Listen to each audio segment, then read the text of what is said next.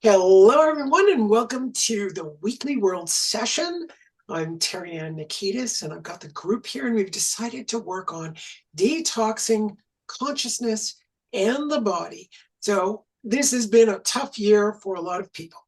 We've got financial difficulties. We've got several losses of people in the world. Of course, many, many people if you look at the entire world, but in my personal life, we've had a lot of loss and financial. Did I mention that? Financial, health losses, as in people, deaths in the family, in families, and any other stressors that you want to work with. We want to start working with a release of them. Now, you're only going to be able to release what you're ready to release, what the body, mind, not you personally. This isn't about your ego.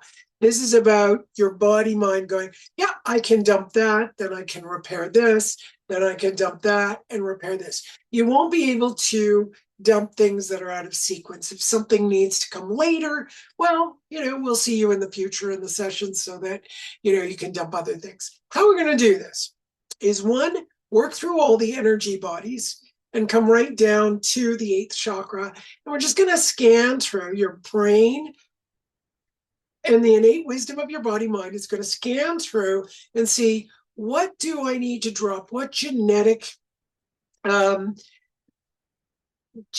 interference on the epigenetics that would activate? We're not going to get rid of your genes. I mean, there's so much in the genes. If there's something there that denotes a disease, okay, that's fine. What we don't want is the epigenetic marker to make that gene go off. So we want to move the life events from past lives and from your family history that would cause that, and then bring it down. It's going to start to balance all of that, and we're going to go through your body mind and allow your prefrontal cortex and your innate to explore the body mind for where. It could be in a muscle. It could be in a muscle cell. It could be in a joint. It could be in a cell in your liver or the entire liver. It could be in your heart. It could be anywhere. It could be in an eyeball. So you just notice where you feel this going. So I've got a couple of places just to share with you so you know what's going on. Something's cramping up in my solar plexus, right at the stomach. I feel something going on in my right eye. I feel my lungs contracting. So we got a bunch of stuff. That's enough. And my belly just gurgled. It's enough. You don't need to have too many things. And yeah, I can already feel the gurgling going on. The gurgling is all about, let's get this stuff out. And we want the microbes. We want your good microbiome to take care of anything that is elicited or over, let's say, reproduced. If it's, candidiasis, if it's, a parasite, if it's old, we're made up of a ton of different microbes that are balanced out, but maybe your body wants to get rid of some. I'm not making the decision. Remember, I don't make any decisions. I'm just observing things so that your body, through that observation, will go, okay, now the cramping is moved lower. I think this is general, not just me. And it is down to the lower abdomen. So we're going to work through the small intestine to help make these decisions. This is going to help a lot with consciousness. So there are a lot of, somewhat weird and strange things going on the planet. There are some prejudices and paradoxical views of the world, and everyone is rejecting the other. So for this one, you can accept it or reject it. That's up to you. You want to remain in battle? That's fine. That is your prerogative. If you would like not to remain in battle, but be able to see the two sides and come to a conclusion of what is in your greatest and highest good and those around you, and also what is actually good. So it's the angel demon on the shoulder. For those of you like fairy tales, it's Jiminy Cricket on the shoulder. As we know, Jiminy Cricket is JC. JC is Jesus Christ. So Pinocchio picks that, little Jiminy Cricket The story goes that he is the consciousness, right? So he starts off, simple Jiminy Cricket in the Pinocchio story, and then eventually, he becomes that voice of wisdom, and that's what we evolve into. What is my voice of wisdom? What do I need to do best? And what does that do? Because if we go into polarization, you could feel it. If I go to one side, I don't care what side you're thinking about right now, you're going to pull there. You can feel all kinds of contractions in the body, and you will attract its opposite, right? You attract its opposite.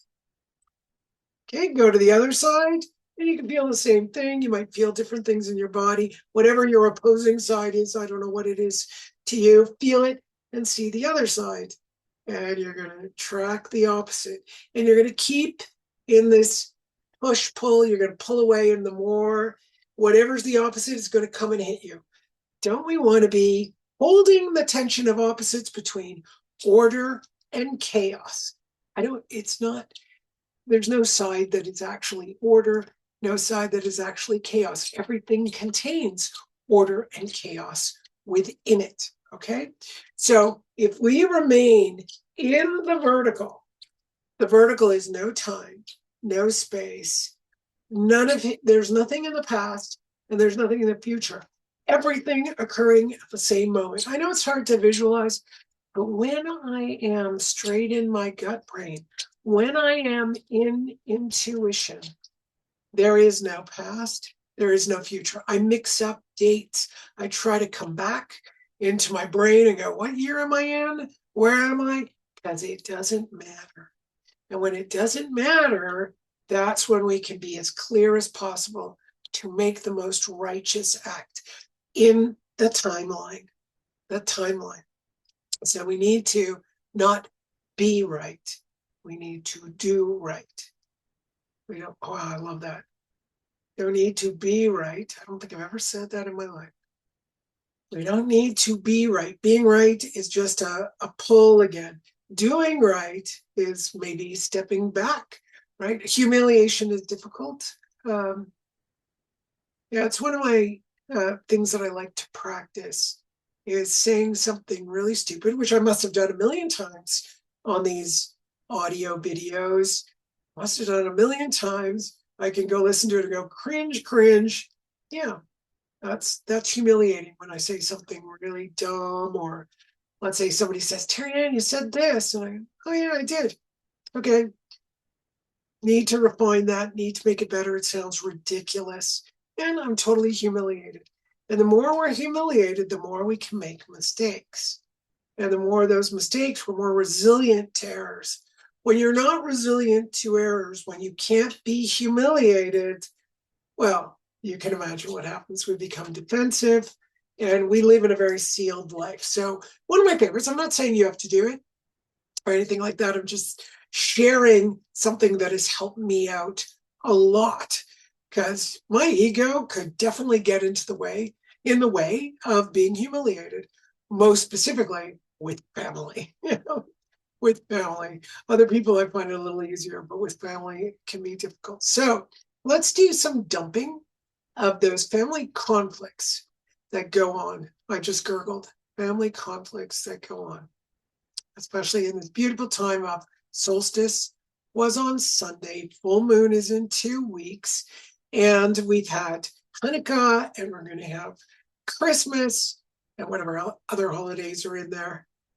I'm not completely aware of every holiday on the planet, but let's bring all of them to the forefront to celebrate the goodness in our souls, and let that be part of the collective. Not forcing, not pushing, not making anyone do it, just being the light and the example. Well, happy end of Hanukkah, happy solstice, happy Yule, and Merry Christmas, everyone. I hope you enjoy that, and I hope we have peace, prosperity, and lots of amazing good health this coming year. It's time for everyone on the planet to have a bit of that, eh? All right, everyone, be well. See you next year.